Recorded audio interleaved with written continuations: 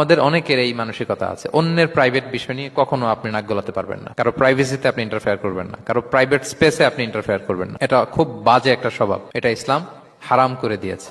আমাদের অনেকের মধ্যে আছে খুঁটে খুঁটে, ভাই এটা কি ওইটা কি করছেন, সরকারি চাকরি না প্রাইভেট চাকরি, বেতন কত, বয়স কত, ওইটা কত ওইটা কত, হাবি যাবি, এটা তার ইটস নট হিজ বিজনেস। তারপরে মানুষ খুঁচিয়ে খুঁচিয়ে নিঃসন্তান দম্পতি আমি দেখেছি, তাদেরকে পেলে অনেকে, ভাই কি সমস্যা, কয় বছর হইল, বাচ্চা নিচ্ছেন না কেন, কবে হবে, কার সমস্যা, আপনার সমস্যা না ভাবির সমস্যা, বেটা তোর কি সমস্যা এটা বল।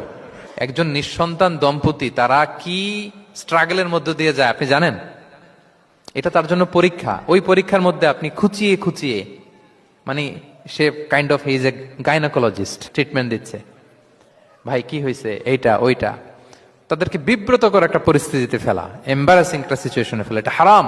এই ম্যানার গুলো ইসলাম আমাদেরকে ধরে ধরে শেখায় যে এটা তোমার বিজনেস না, তুমি খুঁচিয়ে খুঁচিয়ে মানুষের ব্যক্তিগত বিষয় যেটাতে সে বিব্রত বোধ করে, এগুলো তুমি জিজ্ঞেস করতে পারো না।